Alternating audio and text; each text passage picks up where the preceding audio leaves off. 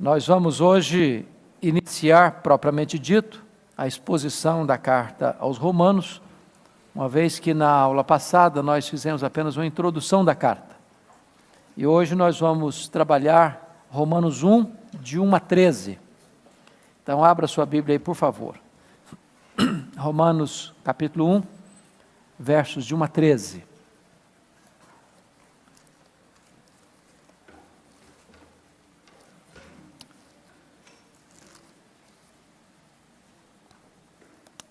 É muito importante recordar, irmãos, o fato de que Paulo escreveu esta carta quando ele estava saindo de Éfeso, a caminho de Jerusalém, e esta é considerada a carta mais robusta que Paulo escreveu, pelo menos a mais densa, no que tange à questão doutrinária.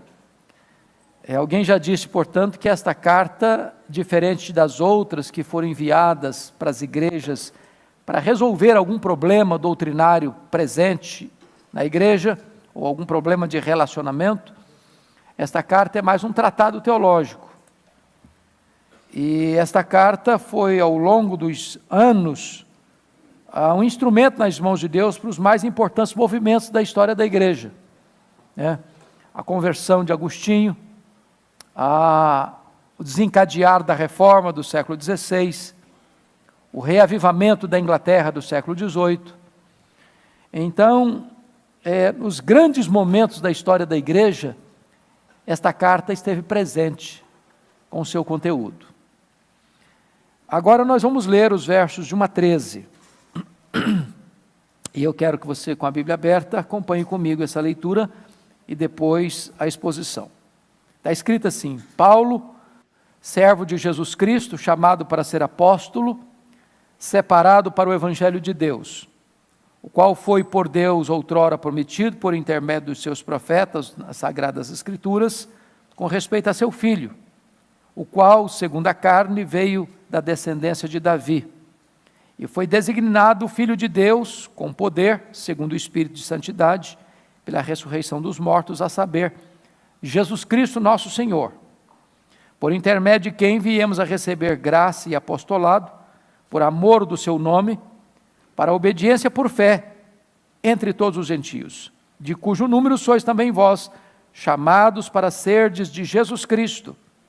A todos os amados de Deus, que estáis em Roma, chamados para serdes santos, graça a vós outros, e paz da parte de Deus nosso Pai, e do Senhor Jesus Cristo. Primeiramente dou graças a meu Deus, mediante Jesus Cristo, no tocante a todos vós, porque em todo o mundo é proclamada a vossa fé. Porque Deus, a quem sirvo em meu espírito, no evangelho de seu Filho, é minha testemunha, de como incessantemente faço menção de vós em todas as minhas orações, suplicando que, em algum tempo, pela vontade de Deus, se me ofereça boa ocasião de visitar-vos, porque muito desejo ver-vos, a fim de repartir convosco algum dom espiritual, para que sejais confirmados. Isto é, para que em vossa companhia, reciprocamente, nos confortemos por intermédio da fé mútua, vossa e minha. Porque não quero, irmãos, que ignoreis que, muitas vezes, me propus ir ter convosco, no que tenho sido até agora impedido, para conseguir igualmente entre vós algum fruto, como também entre os outros gentios. Bom, o texto que nós lemos pode ser sintetizado em 3 palavras: o Evangelho, a Igreja e o Apóstolo. Sobre esses 3 temas é que nós vamos tratar na introdução desta carta. Vocês, ao lerem as cartas de Paulo, vão chegar à seguinte conclusão: esta é a mais longa introdução que Paulo faz numa epístola. A mais longa no que concerne ao remetente, mais longa no que concerne aos destinatários e mais longa também lá no final, nas saudações. Então esta carta tem essa peculiaridade. Paulo gasta mais tempo se apresentando, Paulo gasta mais tempo falando da igreja para quem escreve, e Paulo gasta mais tempo também, quando ele está lá no final, fazendo as suas saudações.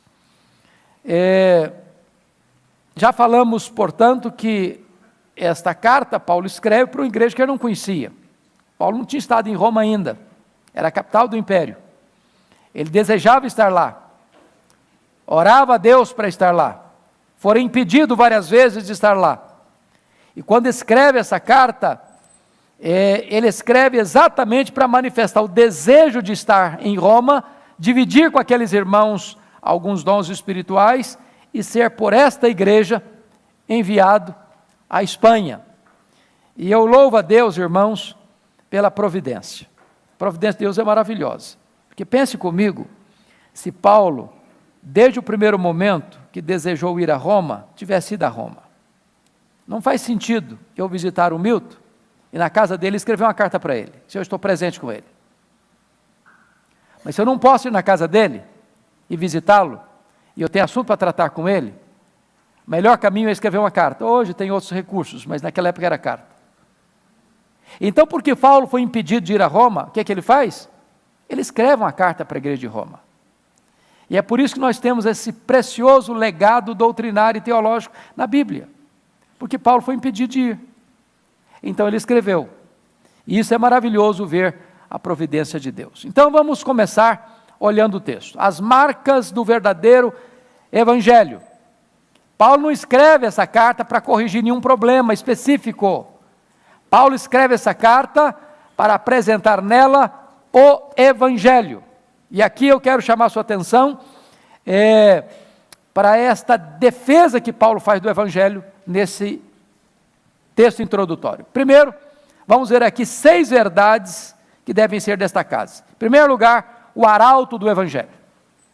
Versículo 1, com a Bíblia aberta aí comigo, vejamos. Paulo, servo de Jesus Cristo, chamado para ser apóstolo, separado para o evangelho de Deus. Primeira coisa que ele faz é apresentar o arauto do evangelho. E aí ele destaca algumas coisas. Primeiro, a informação que ele diz é servo de Jesus Cristo. O que era um servo? A palavra servo aqui não é diáconos. A palavra servo aqui não é Rui Pereta. A palavra servo aqui é doulos. E o que era um doulos? No Império Romano, tinha mais de 60 milhões de pessoas. E grande parte dessas pessoas eram escravas. Um escravo era uma espécie de ferramenta viva. Um escravo não era uma pessoa com liberdade. Ele era alguém comprado por uma pessoa, ele era propriedade dessa pessoa, estava integralmente a serviço dessa pessoa. Então, a primeira coisa que Paulo trabalha para nós é que ele era um servo de Jesus Cristo. Ele tinha sido comprado por Jesus Cristo, era a propriedade de Jesus Cristo, ele não era dono dele mesmo, ele estava a serviço de Cristo. Esta verdade não era apenas verdade para Paulo, é verdade para você e para mim. Nós somos servos de Cristo. Agora preste atenção em outra coisa. Ele com isso, ele já abre esta carta, não se exaltando, mas o quê? Se humilhando. Ele não começa no pináculo, ele começa no vale. Ele não começa se enaltecendo, ele começa enaltecendo Jesus Cristo e humilhando-se a si mesmo. Porém, essa palavra servo na Bíblia é mais do que apenas um gesto de humildade, é também de honra. Porque se você ler na Bíblia, os reis, os profetas, eram chamados de quê? De servos de Deus. Então, servo de Deus é um termo também honroso, que os grandes homens do passado usaram, e foram descritos assim: Davi, servo de Deus, os profetas, servos de Deus. Então não é um termo de desonra, é um termo de honra, ao mesmo tempo revestido de humildade. Segunda coisa que ele diz, que ele foi o que mais? Versículo 1, chamado para ser o quê? Apóstolo. Então veja bem que não tem apóstolo que não tenha sido chamado. Ninguém se auto-intitula apóstolo. Ninguém se apresenta a si mesmo e diz, eu me considero e me constituo a mim mesmo apóstolo. Segunda coisa, não tem apóstolo chamado pela igreja. Apóstolo é alguém chamado especificamente por Jesus. Terceiro, não tem mais apóstolos hoje. Os apóstolos foram chamados por Cristo, os apóstolos foram testemunhas da ressurreição de Cristo, os apóstolos foram chamados e revestidos de poder especial para que fossem, como os profetas, fonte da revelação divina para trazer a revelação divina para as pessoas. Canal, melhor dizendo, da revelação divina, porque a fonte é o próprio Deus. Então, hoje você vai encontrar muita gente pelo Brasil afora que se auto-intitula apóstolo. E tem cada apóstolo por aí que dá-me licença. Nem são analfabetos de Bíblia e se consideram apóstolos. Se auto-intitulam apóstolos. Ou são nomeados apóstolos. E outros, até mesmo não satisfeitos com esse título, já põem a si mesmos títulos superiores, como pai apóstolo, apóstolo dos outros apóstolos. E não satisfeitos também com esse título, tem outros que já são chamados de patriarcas hoje, porque apóstolo é pequeno demais para eles. Daqui a pouco nós vamos ter alguma coisa superior a isso, né? Talvez arcanjos e por aí afora. Mas o apóstolo Paulo está se apresentando aqui como apóstolo. Se ele trata da sua humildade como servo, ele trata da sua autoridade como apóstolo chamado pelo Senhor Jesus Cristo. Pois bem, queridos, os apóstolos e os profetas foram convocados por Deus para serem como que o alicerce, a base da igreja. A doutrina apostólica é a base da igreja. Mas há uma terceira declaração no verso 1, separado para o evangelho de Deus. Separado como? Quem separou? Quem pode abrir a Bíblia aí comigo em Gálatas 1, versículo 15? Olha o que ele diz lá. Gálatas 1,15. Olha o que Paulo diz aí. Ele diz assim, quando, porém, ao que me separou antes de eu nascer e me chamou pela sua graça, aprove revelar Jesus Cristo em mim. Então ele foi chamado quando? Antes de nascer. E se você recuar um pouco mais, foi chamado na eternidade, porque os decretos de Deus são eternos. Deus não trabalha com improviso. Deus não usa rascunho nos seus planos. Os planos de Deus são eternos, são perfeitos e não podem ser frustrados.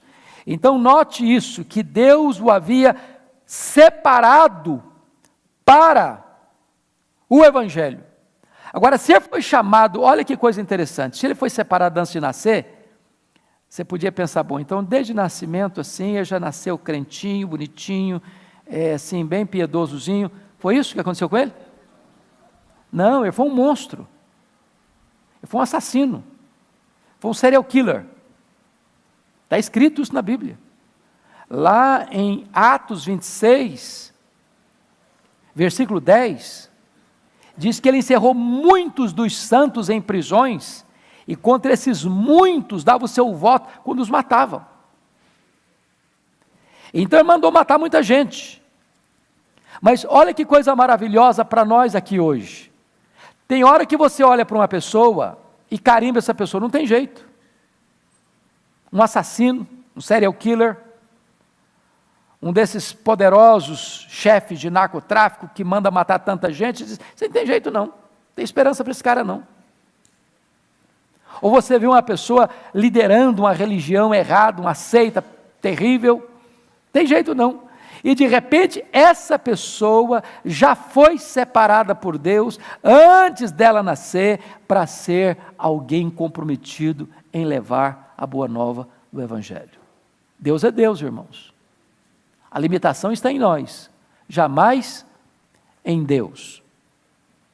Pois bem, segundo lugar, a fonte do Evangelho. Olha aí comigo, versículo 1 diz, separado para o evangelho de quem? Evangelho de Deus. Em outras palavras, a fonte do evangelho não é o apóstolo. É o próprio Deus, ele é apenas o arauto. Ele é o instrumento. O evangelho não foi criado pelos apóstolos, não foi inventado pelos apóstolos. O evangelho foi revelado a eles. Eles são apenas os transmissores. Eles são apenas os comunicadores. Mas quem criou o evangelho, a fonte do evangelho, a origem do evangelho não está no homem, está em Deus. Isso é importantíssimo nós entendermos, irmãos. Porque há muitos evangelhos que foram criados pelos homens. Paulo em Gálatas diz que é um outro evangelho, fabricado pelo homem, fabricado na terra, um falso evangelho. Mas o verdadeiro evangelho não nasceu no coração do homem, nem mesmo dos apóstolos, nasceu no coração de Deus, foi revelado por Deus aos seus apóstolos. Isso é muito importante entender. Terceiro lugar, a antiguidade do evangelho. Olha o verso 2 comigo. O qual foi por Deus outrora prometido por intermédio dos seus profetas nas sagradas Escrituras. O que é que Paulo está ensinando aqui? Que os apóstolos não inovaram nada. Que os apóstolos não começaram nada. Que o evangelho que os apóstolos pregaram e Paulo está pregando é o evangelho que foi o quê? Prometido por intermédio dos profetas. O que é que Paulo está ensinando aqui? Exatamente uma plena harmonia entre o Velho e o Novo Testamento. Entre a antiga e a nova dispensação. Os apóstolos estão apenas anunciando aquilo que os profetas exatamente prometeram. Isso é maravilhoso. Este evangelho não foi criado agora lá no Novo Testamento. Ele já foi prometido no Velho Testamento. E aí vem uma famosa frase de Agostinho de Hipona, quando ele diz o seguinte: o Velho Testamento, o Novo Testamento está latente no Velho Testamento, e o Velho Testamento está patente no Novo Testamento. A palavra latente e patente todos vocês conhecem, não é verdade? Latente é aquilo que está presente, mas não eloquentemente visto, declarado, perceptível. E patente é aquilo que está às claras, visivelmente às claras. Então o Novo Testamento estava latente lá, foi prometido lá, mas o Velho está patente aqui, foi cumprido aqui. Então lá eram as sombras, aqui é a realidade. Este evangelho que nós anunciamos, ele é antigo, não há uma ruptura com o passado, mas uma consumação do passado. Vocês se lembram de 1 Coríntios 15:3? Paulo diz que Jesus Cristo morreu segundo as Escrituras, foi sepultado e ressuscitou segundo as Escrituras. O que significa isso? Significa que a morte dele não foi uma surpresa, nem não foi um acidente, e nem a ressurreição dele foi uma surpresa. Então, o Evangelho é uno, ele é antigo, ao mesmo tempo sempre novo. É importante entender também o que Calvino chegou a dizer, o seguinte, que o Evangelho não tem sido dado pelos profetas, mas prometido pelos profetas. Não podemos confundir promessa com Evangelho. Lá a promessa, aqui o Evangelho, tá certo? Notem vocês então, que Paulo não está aqui pegando o judaísmo e dizendo o seguinte, não, eu estou inovando. Não, o judaísmo foi apenas uma preparação e o cristianismo a consumação. Não houve um rompimento. Houve o quê? Uma consumação.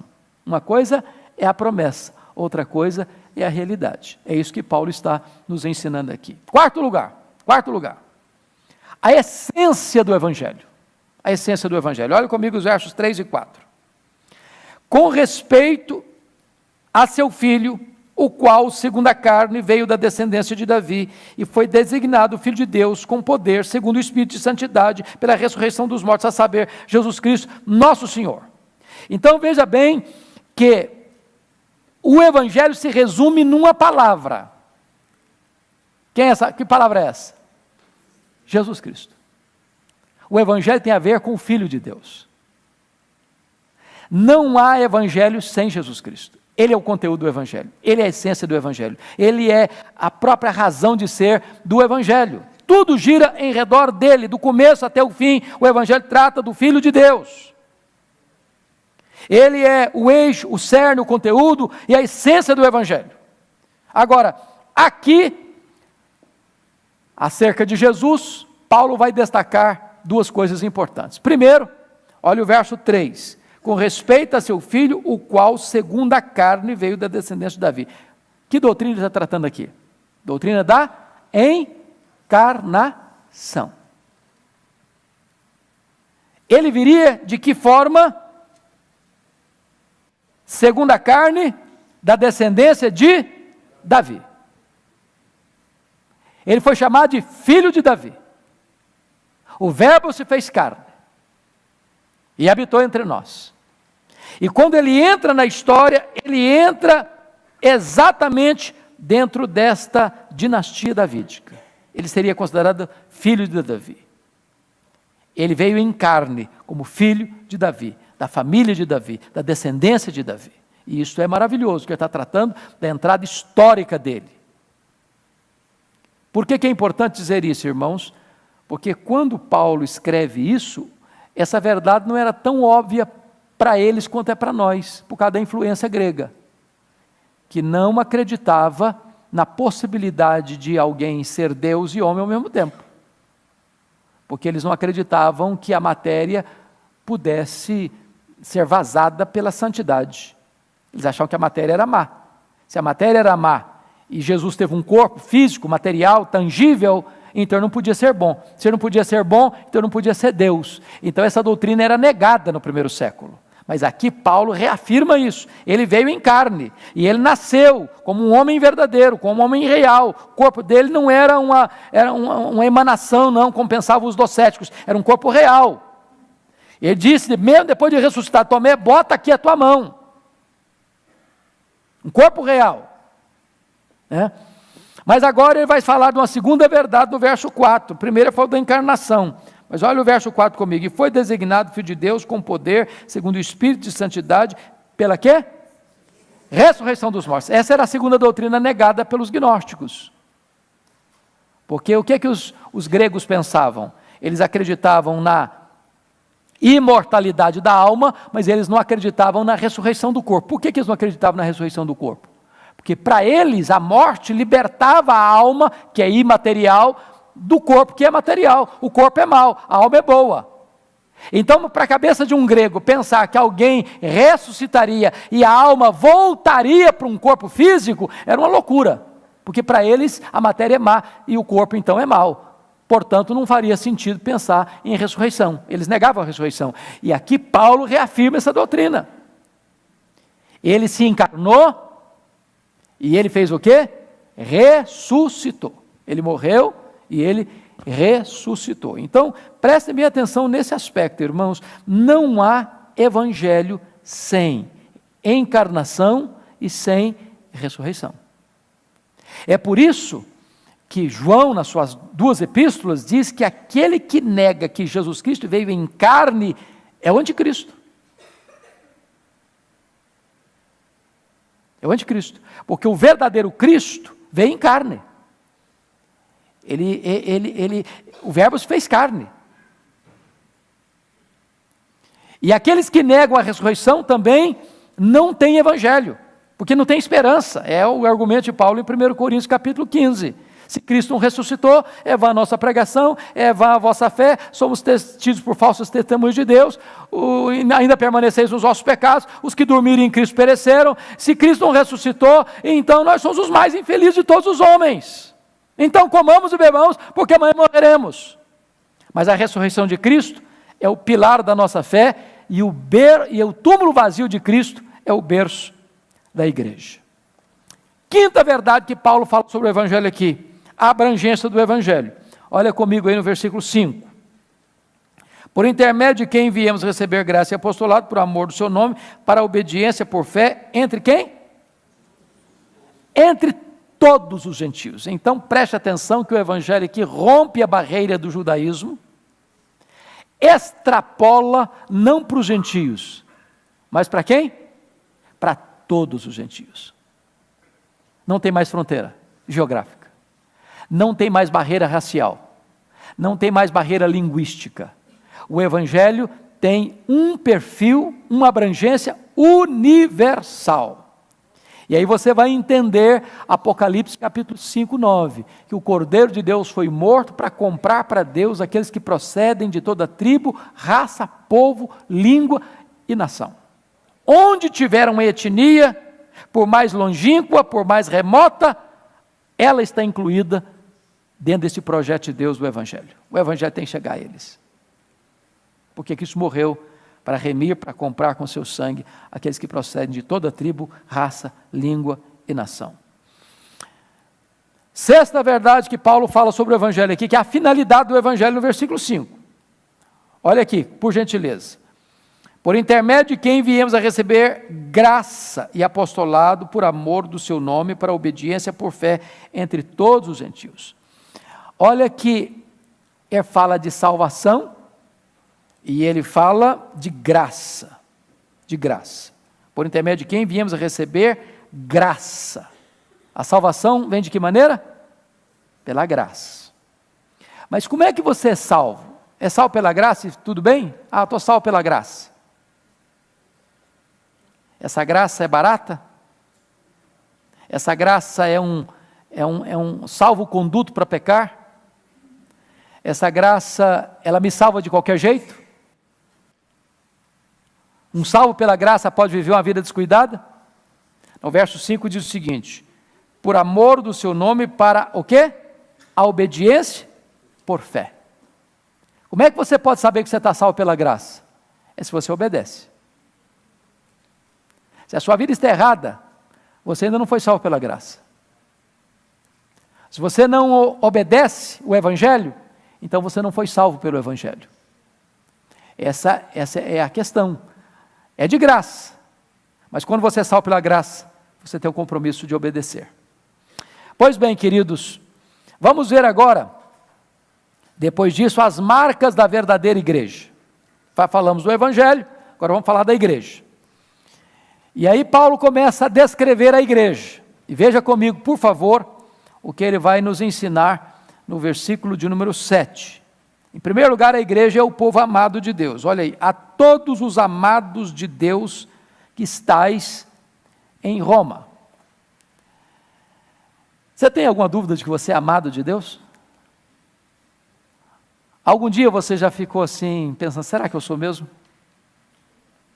Quando as lutas chegam, as provas vêm, a tempestade desaba, você ainda mantém esse conceito, eu sou amado de Deus? Você subestima essa verdade? Sou amado de Deus? Os puritanos costumavam dizer assim, você acha pouco o fato de você ser amado por Deus? É muito bom ser amado, não é não? Agora, ser amado por Deus é algo exponencial. Porque você tem valor exatamente pela pessoa que ama você. Quem é que ama você? Se você é amado pela pessoa mais importante do universo, então você é muito importante. Eu costumo olhar, eu gosto às vezes de visitar museus. Não é que isso é tão chique não, é um negócio meio chato, mas é bom. Chato, mas é bom. Você já viu algumas vezes algumas peças no museu, que se você tirá-la de lá e desconectá-la de quem foi seu proprietário, não tem valor nenhum. Nada, vale nada. Nada. Você joga no canto como sucata, ou joga na lata do lixo. Mas quando você vincula aquele objeto que em si não tem valor a alguém muito importante na história, aquele objeto se reveste de um grande valor. De vez em quando você vê coisas assim esquisitas. A pessoa pagar num quadro 30 milhões de dólares. Hoje, 30 milhões de dólares é muito dinheiro. Mas por que vale 30 milhões de dólares? Porque quem pintou aquele quadro era o fulano de tal. Quem era o proprietário daquele quadro era o fulano de tal. Então passa a ter valor. Por que você tem valor? Não é porque intrinsecamente você é o tal, não. Você, às vezes, é uma peça de museu, que se tirar desse contexto, você não está com nada. Mas porque você é amado por Deus, você é propriedade de Deus, você é a menina dos olhos de Deus, você tem um valor infinito. Infinito. Louvado seja Deus. Isso, irmãos, cura nosso problema de autoestima. Isso cura complexo de inferioridade. Isso dá significado à vida. A igreja é conhecido como povo amado por Deus. Nunca duvide disso. Nunca esqueça disso. Segunda coisa que Paulo diz, a igreja é mais o quê? Versículo 6. Confira comigo aí o que é a igreja. De cujo número sois também vós o quê? Chamados para ser de Jesus Cristo. Então, a igreja é o povo amado de Deus e a igreja é o povo chamado para ser de Jesus Cristo. Toda pessoa que faz parte da igreja foi chamado. Chamado. Jesus Cristo disse assim: eu conheço as minhas ovelhas. Elas ouvem a minha voz e me seguem. Eu lhes dou a vida eterna. Jamais perecerão, e ninguém as arrebatará das minhas mãos. Então, se você é igreja, se você é membro do corpo de Cristo, se você é membro da família de Deus, é filho de Deus, pode ter certeza disso, você um dia ouviu a voz de Deus. Você foi chamado. Você sabe que há dois chamados, não sabe? Tem um chamado externo, tem um chamado interno. Tem um chamado dirigido aos ouvidos, tem um chamado dirigido ao coração. O chamado de Deus é eficaz. A gente chama isso de graça eficaz, vocação eficaz. Ele chama irresistivelmente. Isso não significa que toda pessoa que foi escolhida por Deus vai atender esse chamado na primeira vez que ouviu. Você conhece gente que resistiu ao evangelho anos e de repente o coração foi quebrado? Quando diz que esse chamado é irresistível, significa que ele é irresistível no sentido final. Algumas pessoas são convertidas na infância, outras na adolescência, outras na juventude, outras na fase adulta, outras na velhice, outras no leito da enfermidade, outras no apagar das luzes. Agora, Deus chama de mais variadas maneiras. Você está escutando um hino, Deus chama. Você está ouvindo um sermão, Deus chama. Você está lendo um texto da Bíblia, Deus chama. Você está conversando com um colega, Deus chama. Você está lá no campo de futebol, Deus chama. Está lá no leite de hospital, Deus chama. Está lá numa boate, Deus chama. E a voz de Deus é o quê? Irresistível. Eu não sei se acho que eu já contei para vocês, não sei se foi num culto de conexão com Deus ou aqui para os membros da igreja, no sentido maior da igreja, uma experiência que eu tive em Vitória. Eu estava numa segunda-feira no meu gabinete pastoral e entrou um senhor dos seus 30 e poucos anos. E ele disse assim: eu posso falar com o senhor? Eu disse: pode, claro. Eu perguntei: como é que você se chama? Ele me disse assim: eu me chamo Ricardo. E ele me disse: eu ontem, domingo, estive aqui na igreja. Eu falei: que coisa boa. O senhor é muito bem-vindo aqui. E ele disse: não, mas eu não vim participar do culto. E eu disse: mas então o senhor veio fazer o quê? Ele me respondeu: eu era um traficante. Eu vim aqui ontem roubar um carro. O estacionamento ficava em frente ao templo, na calçada. E eu disse: mas o que aconteceu? Ele disse: eu estava vendo que carro eu ia levar. E aí uma lição para nós: qualquer dificuldade a mais que você bota no seu carro, pode livrar o seu carro de ser ufanado. E ele disse: enquanto eu estava ali olhando que carro eu ia levar, eu ouvi uma música que brotou do templo. E eu fui atraído irresistivelmente por essa música. E do jeito que eu estava, eu entrei, meu 38 na cintura. E quando eu entrei, eu fui tão impactado com a mensagem, que aquilo foi uma bomba no meu coração. Eu reconheci meu pecado. Eu me humilhei diante de Deus, pedi perdão para Ele. Tive um encontro com Ele. Saí chorando daqui ontem. Quando eu cheguei em casa, a minha mulher me perguntou: aconteceu alguma coisa com você, Ricardo? Alguém te machucou? Alguém te feriu? Eu disse: não, mulher, ninguém me machucou nem feriu, não. É que aquele homem que você conhecia morreu. Deus mudou minha vida. Deus me libertou, Deus me salvou. Eu sou um novo homem hoje. Deus chama. O cara pode estar com 38 na cintura, pode estar indo roubar um carro. Ele pode ser igual o Saulo de Tarso, respirando ameaças e morte como uma fera selvagem para prender os crentes. E Deus chama. Então, se você é igreja, você foi chamado. Louvado seja Deus. Você é amado, e a despeito de ser amado, você é chamado. Não é o que Paulo diz lá em Romanos ainda? É o seguinte: aos que Deus predestinou, a esse Deus também chamou. Então, terceiro lugar, o que é a igreja? A igreja é o povo chamado, mas chamado para alguma coisa a mais. Chamado para alguma coisa a mais. Confira aí comigo, versículo 7.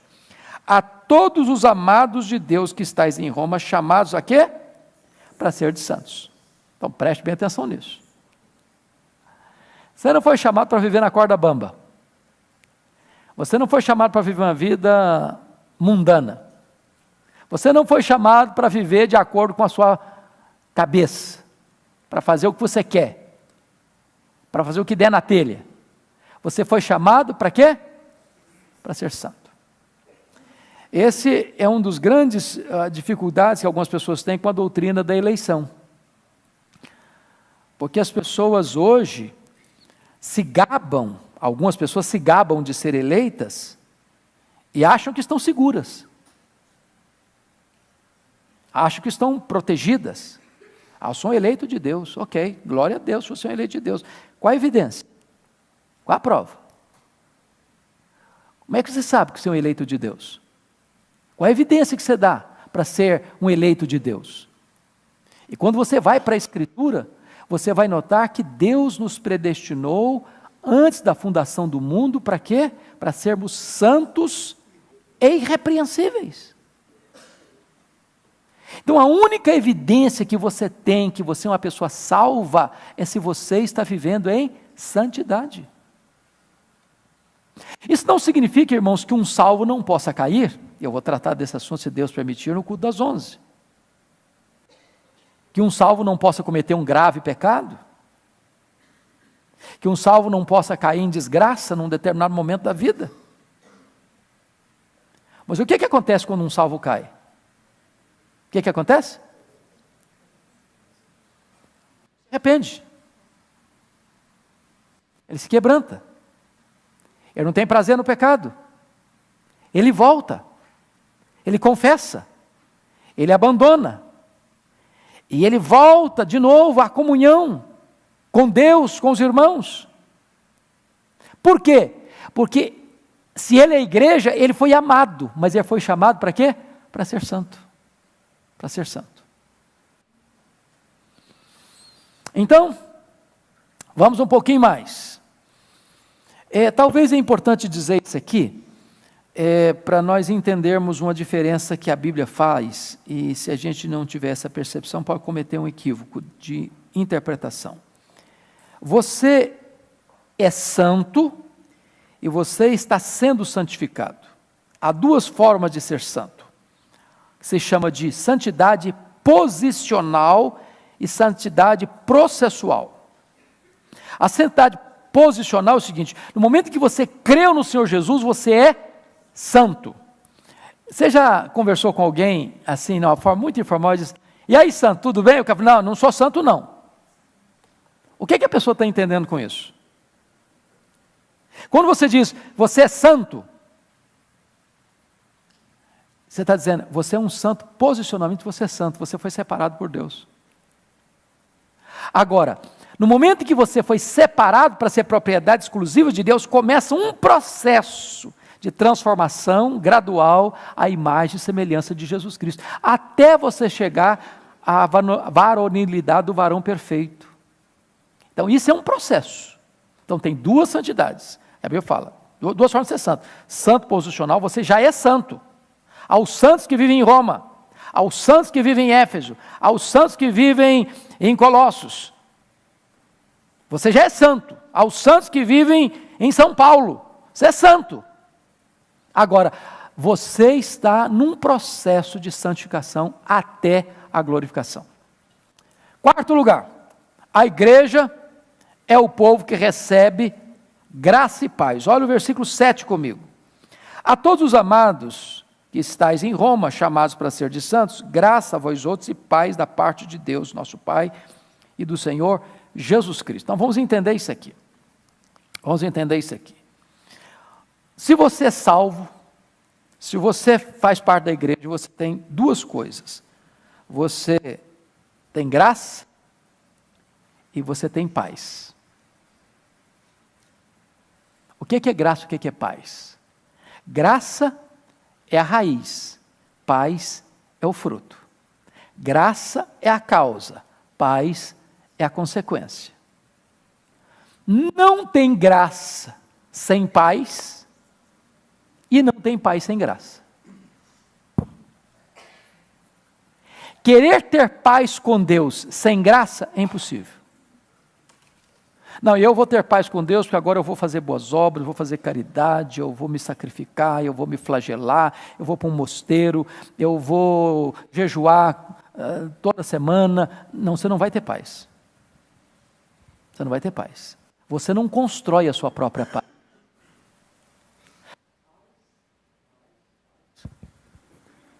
Som. Paz é resultado da graça. É quando você é reconciliado com Deus, é que você tem paz de Deus. Não é isso que Paulo diz em Romanos 5:1? Justificados, pois, mediante a fé, temos paz com Deus, por intermédio de nosso Senhor Jesus Cristo, pelo qual temos acesso a esta graça, na qual estamos firmes, e gloriamo-nos na esperança da glória de Deus. Em outras palavras, em relação ao passado, você tem paz, no momento que você creu. Em relação ao presente, você tem acesso à graça. Em relação ao futuro, você tem esperança da glória. Paz no passado, graça no presente, glória no futuro. Pois bem, amados, dito isto, nós precisamos agora pensar numa coisa importante.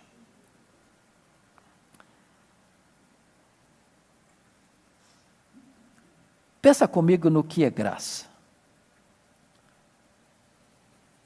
Imagine que um réu comparecesse perante um juiz. Mas imagine que o juiz fosse alguém que tivesse competência, como os reis e os soberanos do passado, que tinham poder de quê? De perdoar o criminoso. Lembram disso? Fulano de tal estava, por exemplo, condenado à pena de morte. Aí o soberano daquele país tinha decisão particular, pessoal, e ele tinha poder para isso, de inocentar, ou melhor, de isentar a pessoa daquela culpa, livrá-lo. Já seria uma coisa maravilhosa, não? Você é culpado? O homem é culpado? É culpado.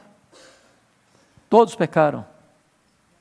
O salário do pecado é a morte. Deus não inocentará o culpado. Mas preste bem atenção que a graça foi muito mais do que Deus nos declarar livres de culpa e nos perdoar, de nos isentar da penalidade do nosso pecado. É como se nesse tribunal o juiz dissesse o seguinte: você não tem mais culpa. Eu estou justificando você. Eu vou fazer mais. Eu vou adotar você, vai carregar o meu nome. você vai ser meu herdeiro. Tudo que eu tenho vai pertencer a você. Exatamente tudo isso está envolvido e incluído nesse termo graça. Deus não só retirou a condenação, escrito de dívida foi cancelado, anulado, você está quites com a lei, você está quites com a justiça, mas ele vai além disso e diz o seguinte: agora você é meu filho. Você sai do tribunal não condenado, mas justificado, e mais do que isso, você sai do tribunal como filho do juiz, sendo herdeiro do juiz, e esse juiz é nada menos que o próprio Deus. Isso é graça, isso é evangelho, isso é a bênção da salvação e da redenção. Pois bem, amados, quinto lugar, o que é a igreja? Igreja é o povo que dá testemunho da sua fé. Olha o versículo 8 comigo.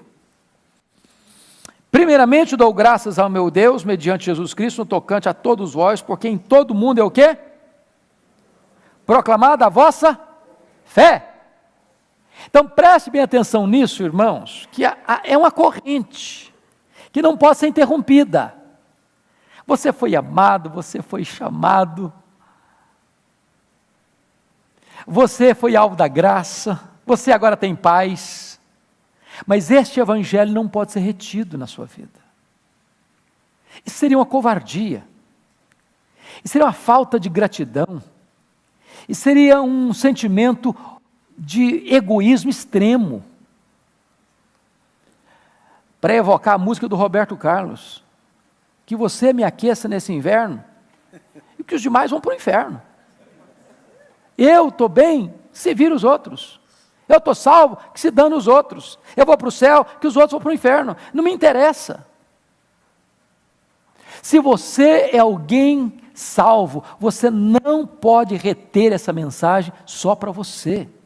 A igreja de Roma, ela proclamou a fé. Agora, talvez Paulo esteja até usando uma linguagem de exagero, porque a fé dos crentes de Roma foi proclamada onde mesmo? Olha o versículo 8. Em que lugar que foi proclamado? Onde? Em todo o mundo. Então preste atenção que a igreja não evangeliza só o seu bairro, só a sua cidade, só o seu estado, só o seu país. A igreja também reverbera essa mensagem para além fronteira, para o mundo inteiro. É por isso que Jesus Cristo foi muito específico na grande comissão em Atos 1:8. Quem pode repetir comigo Atos 1:8? Mas, vamos juntos? Mas recebereis poder ao descer sobre vós o Espírito Santo, e sereis minhas testemunhas, tanto em Jerusalém, como em toda a Judéia e Samaria, e até os confins da terra. Então vamos fazer a seguinte leitura: e sereis minhas testemunhas primeiro em Jerusalém, depois na Judéia, depois em Samaria, depois no confim da terra. Foi assim que ele ensinou? Não. Tanto aqui quanto lá, concomitantemente, ao mesmo tempo. Ao mesmo tempo. Pois bem, dito isto, vamos agora olhar o apóstolo. Olhamos o evangelho, olhamos a igreja. Terceiro lugar, vamos ver as marcas do apóstolo verdadeiro. Tá? Paulo então começa aqui falando um pouco de si mesmo, e ele destaca 4 verdades aqui que eu gostaria de frisar. Primeiro, Paulo dá graças pela igreja. Olha o versículo 8. Primeiramente dou graças ao meu Deus, mediante Jesus Cristo, no tocante a vós outros, porque em todo o mundo é proclamada a vossa fé.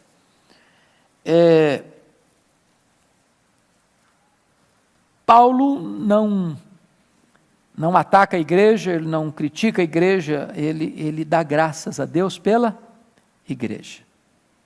A pergunta que eu faço é o seguinte: nós temos dado graças a Deus pela igreja?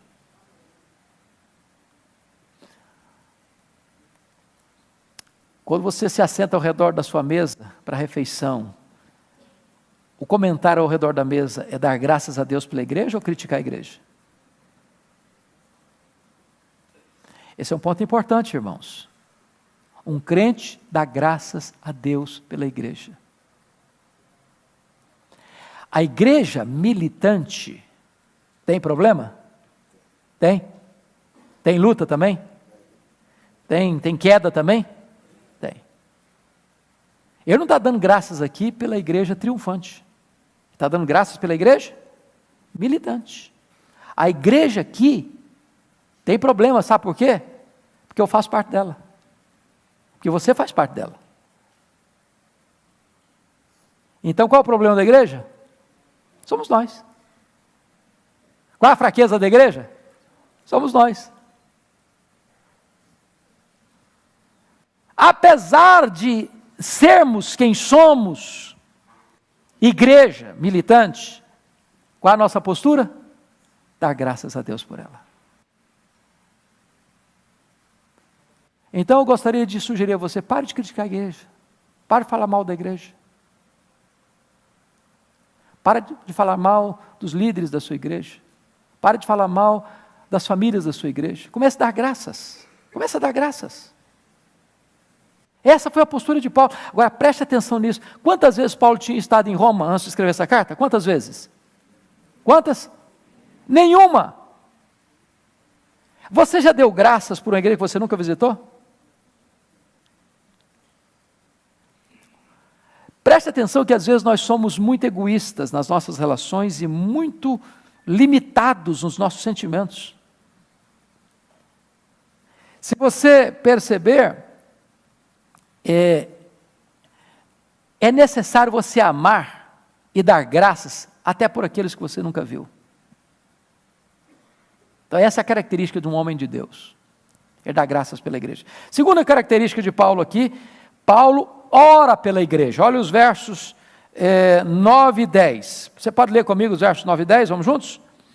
Porque Deus, a quem eu sirvo em meu espírito, no evangelho de seu Filho, é minha testemunha de como incessantemente faço menção de vós, em todas as minhas orações, suplicando que, em algum tempo, pela vontade de Deus, se me ofereça boa ocasião de visitar-vos. Eu confesso para vocês que eu fico muito aquém de Paulo nesse quesito aqui. Eu não sei se você fica também. Porque eu não teria condições de, em sã consciência, dizer que em todas as minhas orações eu faço menção. Você faz? Em todas?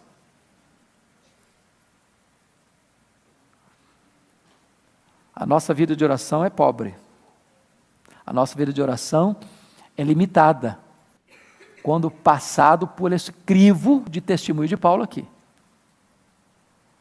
Porque ele diz com clareza que ele está fazendo o quê?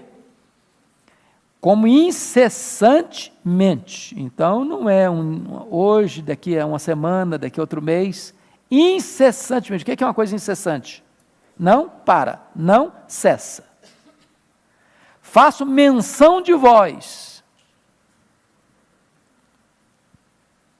Então dá a impressão, e se você ler lá no capítulo 16, ele cita vários nomes, um por um. Menção de vós. Em quantas orações? Em todas as minhas orações. Sabe o que me impressiona? É que Paulo era o maior teólogo da igreja, com certeza. Paulo era um camarada que Deus deu para ele uma capacidade diferenciada dos outros apóstolos. E eu que estou falando isso não. Sabe quem está falando isso? O irmão Pedro, apóstolo Pedro.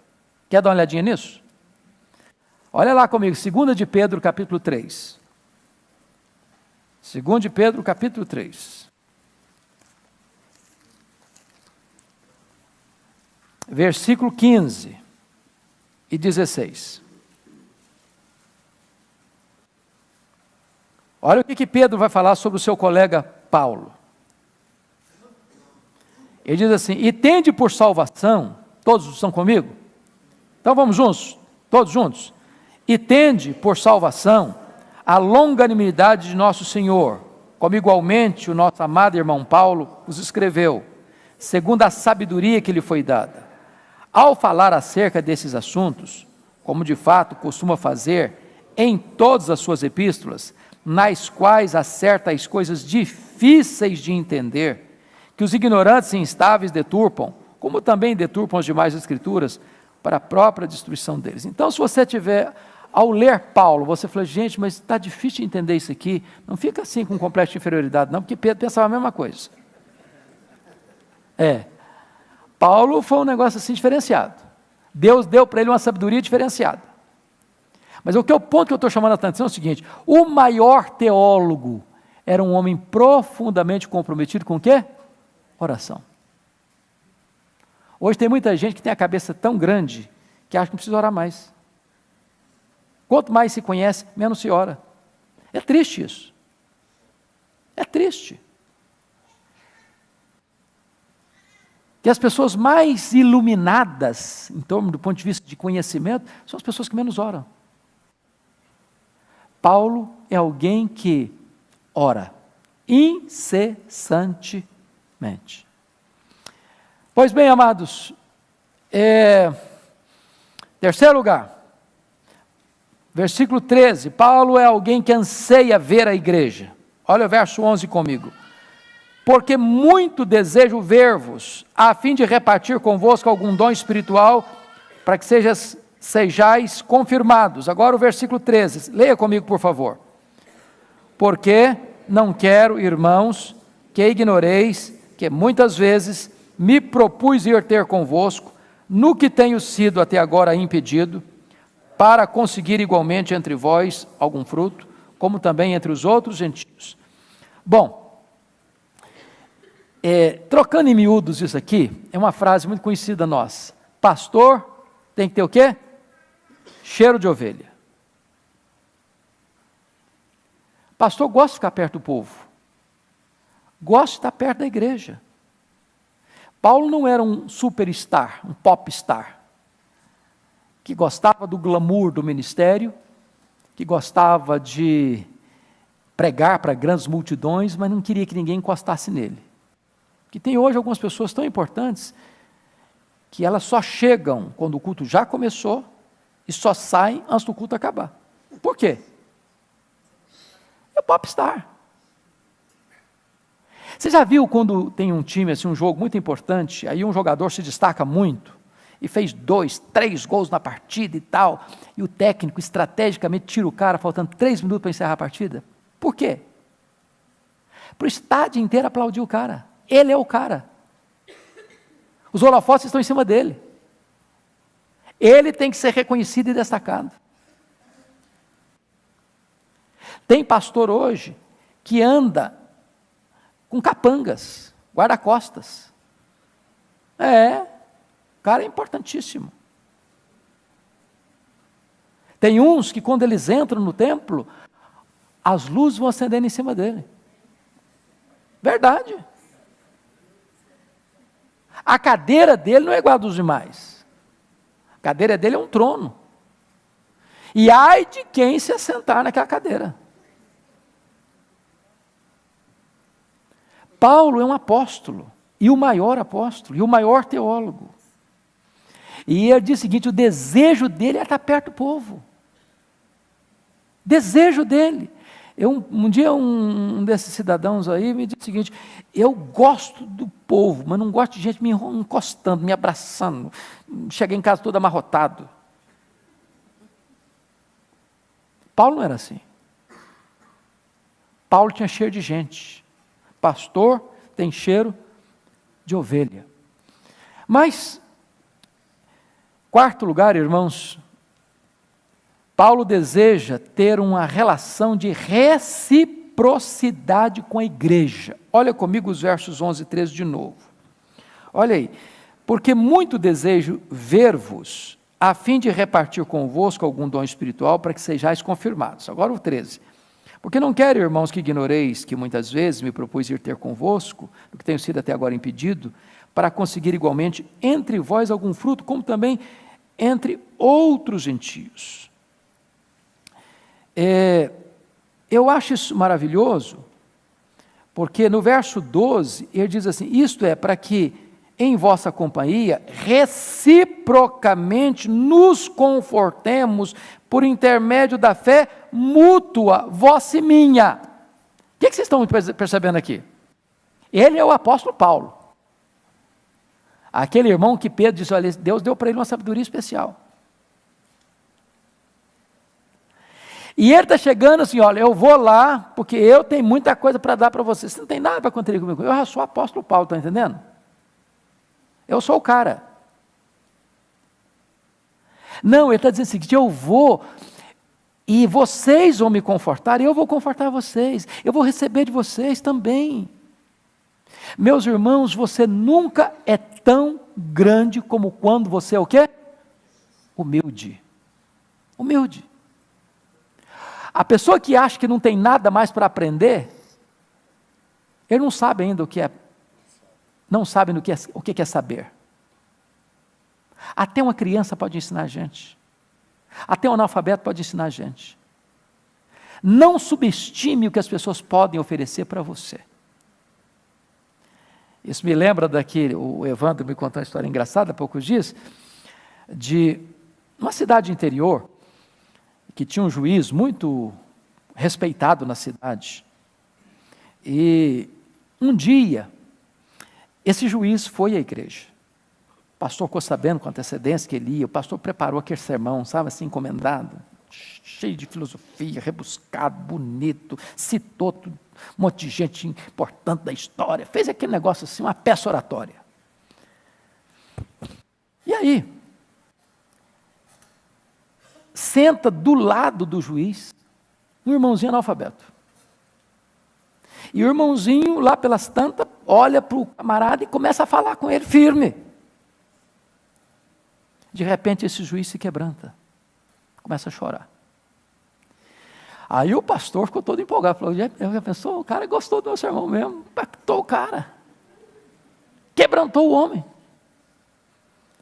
Aí o pastor, querendo um pouco de louros, né, de reconhecimento, seu magnífico sermão, disse, e aí meu irmão, estou sabendo, vi o senhor chorando, que coisa linda, maravilhosa, Deus está maravilhoso. O que é na verdade que mexeu com o seu coração?